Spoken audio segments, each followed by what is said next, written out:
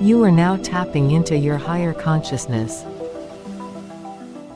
Close ones, your loved ones, your spouse, your brother, your sister, your co-workers, if they not Holy Spirit filled families, they are in competition.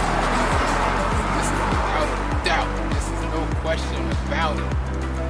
You know they're in competition with you because anytime you mention something that you do or that you want to do, family, their response is something that they've done or something that they know somebody who's been done before, which is even more ludicrous. Like, how is that a compliment to you? If I say, this is just a random example, I went to Six Flags.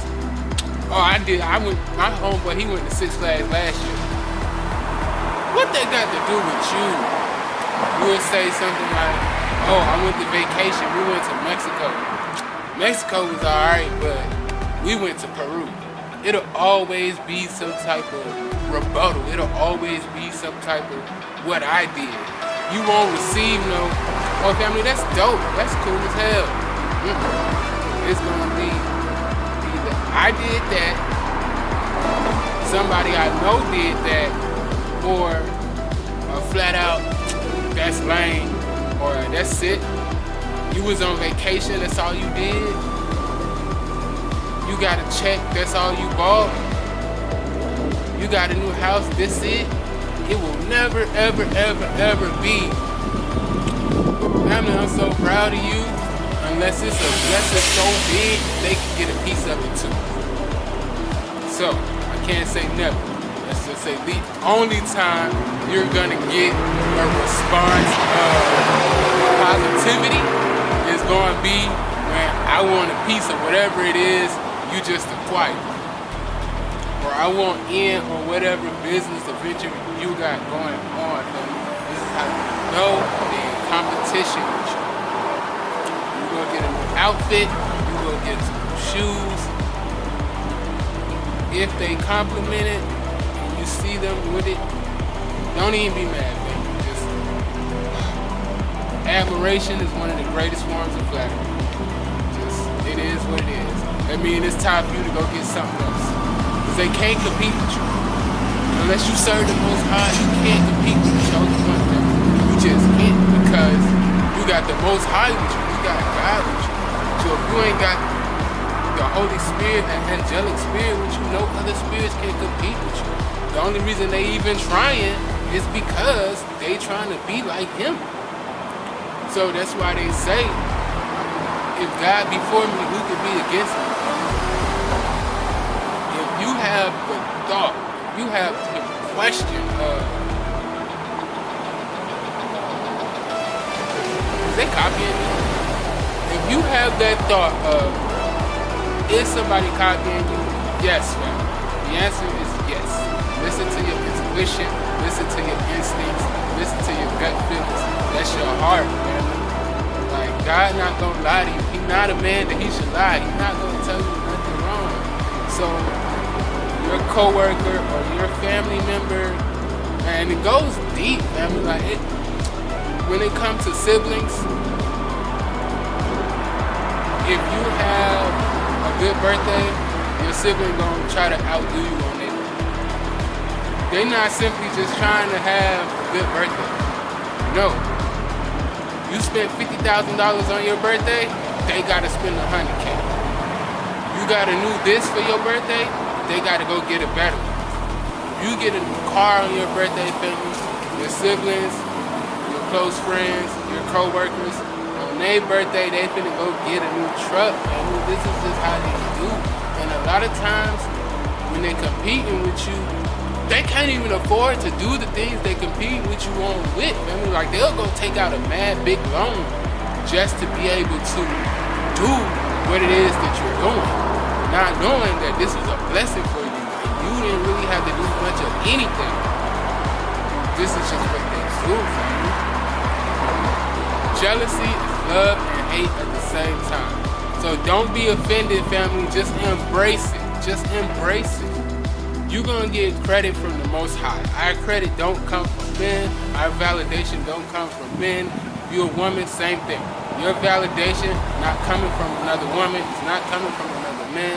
Your validation should be pleasing God. And God wants the best for you, family. He only gonna offer you the best, family. And a lot of times children we're so humble when God tell us to go get our hair cut, to go get our nails cut, to go do this for ourselves.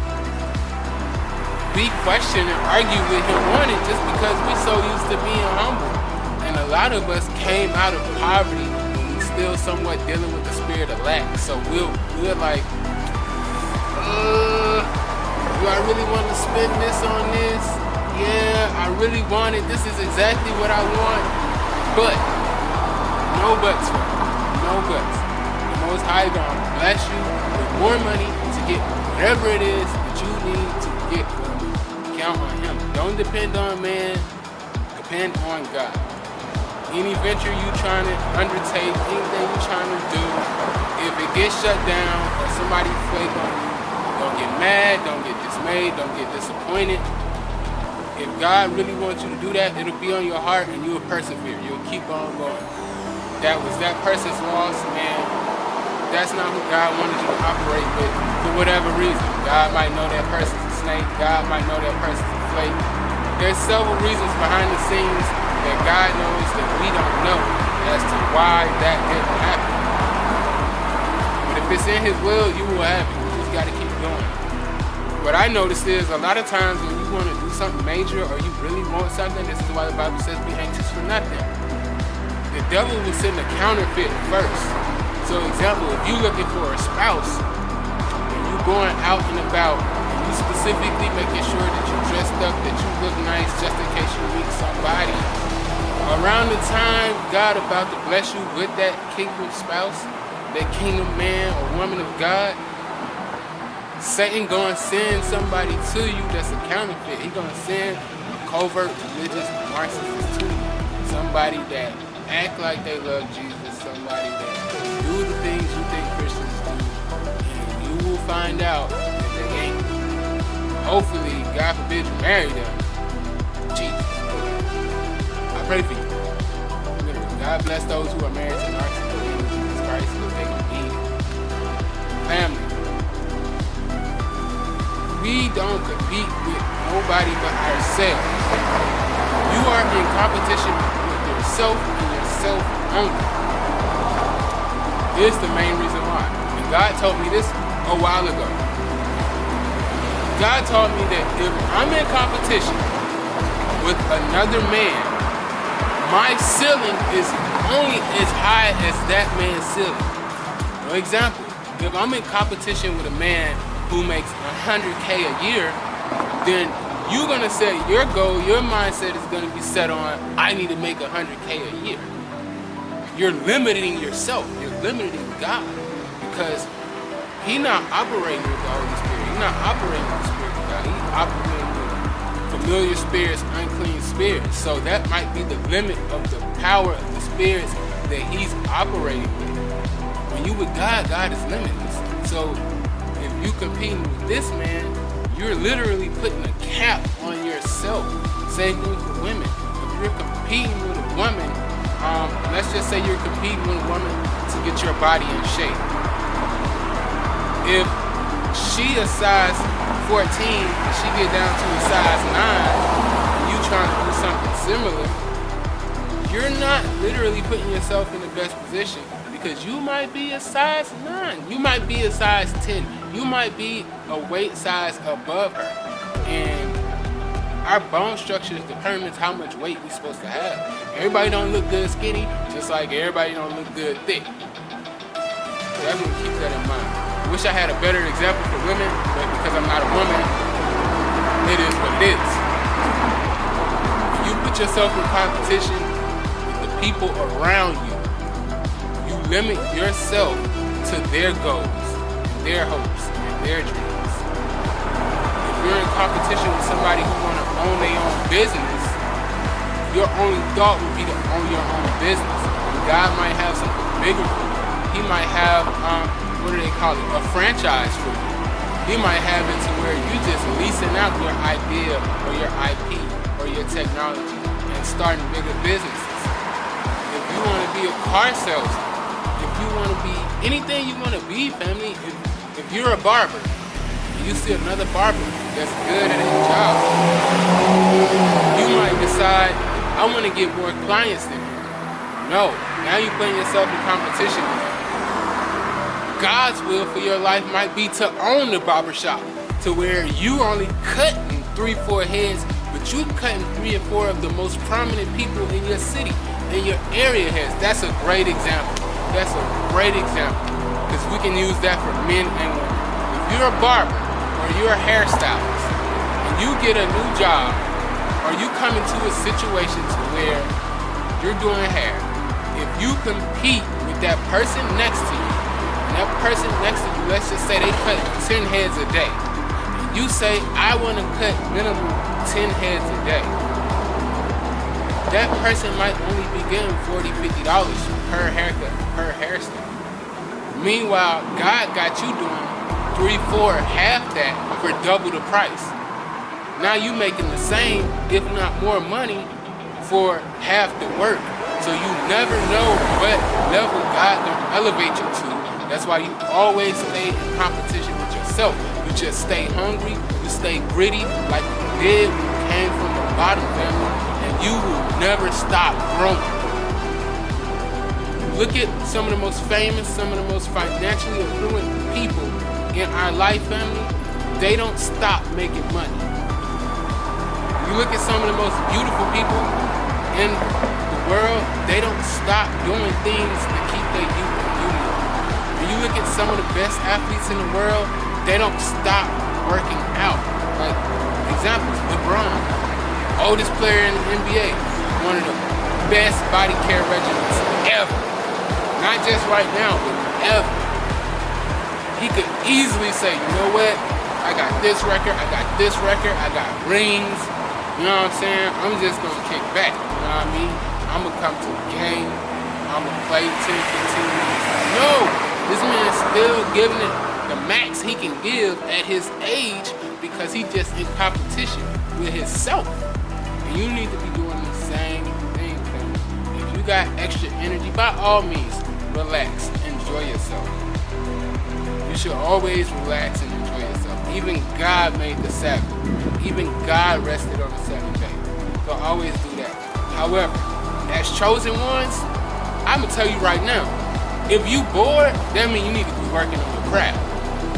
If you a YouTuber, if you a blogger, if you a writer, if you a artist, that means you need to go research. You need to go look at what the opposite doing. And you're not looking at it to compete, you're looking at it to generate ideas, to get thoughts, to add to your library of skills and talents.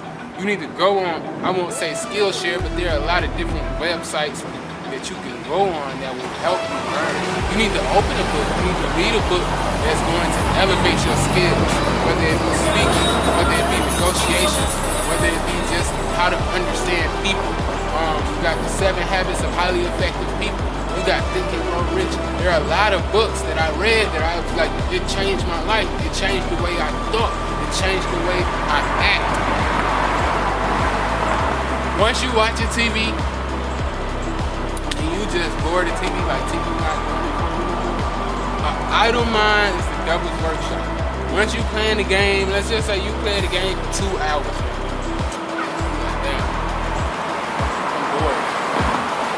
That means you need to go put in work, family. That's what that means.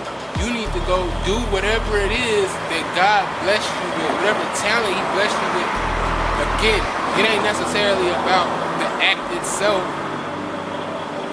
If you're a stylist, you can practice on the mannequin. If you're a writer, you can go read. If you're a photographer, you can go study. You can put in the mental aspect. Hell, even if it's just down to meditation.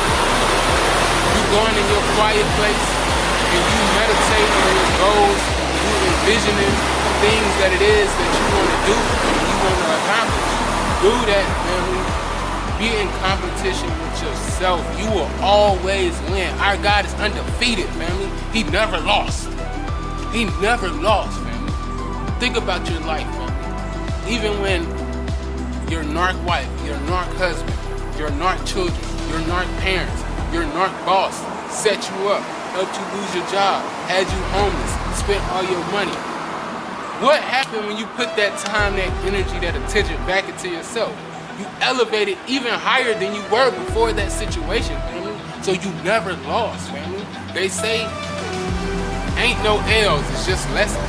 If you follow the Most High God, family, there are no losses, it's just lessons. You learned a lesson. Losing would be your life is utterly destroyed, ain't no coming back.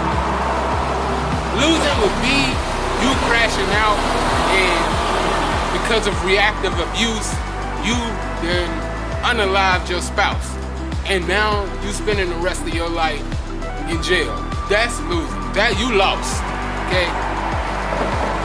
If you ever find yourself in a situation that you in jail for life, or God forbid you unalive yourself, those are really the only two main ways you gonna lose. If you just always seek the Most High, you're gonna bounce back. And whatever situation you went through, it won't be an L. It's gonna be a lesson. You're gonna know, like, okay, I need to put myself before I put family member, before I put a child, before I put another spouse. It should go God, you, your children, your family, your co-workers. If you're a woman and you're married, it's supposed to go God, your husband, your children, your family, your co-workers. No matter how you slice it, you and God always in the top two. I don't care, man, woman, child, old person, young person, whoever you are watching this video. Between God and you, that should always be in the top three of your priorities. Anytime you have a decision and you unclear on what you need to do, or you double-minded, or you just have, let's just say you have a lot of options. The first thing you need to do is seek God. You need to ask God, okay, God, what is it that you want me to do? And if you don't receive that answer immediately, you pray more and you ask yourself. And as you asking yourself, God is going to reveal the answer to you. Perfect example. I use the material things as an example because you'll know a tree by its fruits, okay? You just got a loan, it's a car loan, you want to get a car.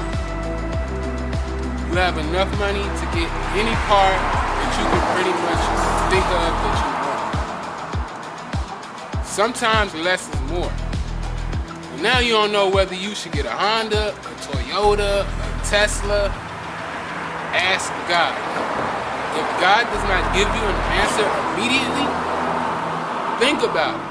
Okay, how much is the maintenance on this car? Which car style do I like the best? Which brand do I like the best? And over the next few days, when you go out and about in the world, you're gonna see what it is that you want. Like, God's gonna speak to you. God don't speak to everybody verbally with their thoughts. Some of us, He speaks to us numbers. Some of us, He speaks to us symbols, signs. Some of us, He speaks to us indirectly through other people. Some of us, like, you've been thinking about a new computer. You don't know whether you want a Windows or a Mac. When you go out in the world, you will see mad people with a Mac. You'll be like, damn, I saw 4 MacBooks today. That might be the Most High speaking to you, saying, hey, I want you to have this because I believe it's the best, and I want you to have the best. Period. Stay in competition with yourself, family.